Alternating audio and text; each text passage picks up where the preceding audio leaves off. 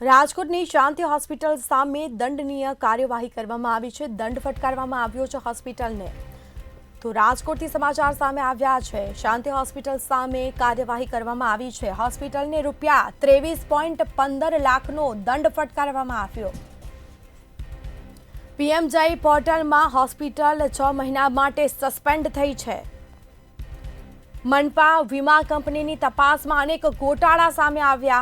આખરે કાર્યવાહી કરવામાં આવી છે। હોમ પોર્ટલ ઉપર રજિસ્ટર ડોક્ટર વિઝિટ દરમિયાન હાજર નહોતા।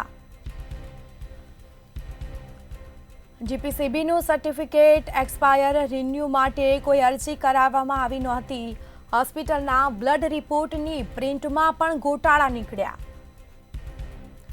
એક્સરે મશીન હોસ્પિટલના જનરલ વોર્ડમાં મુકાયા હતા।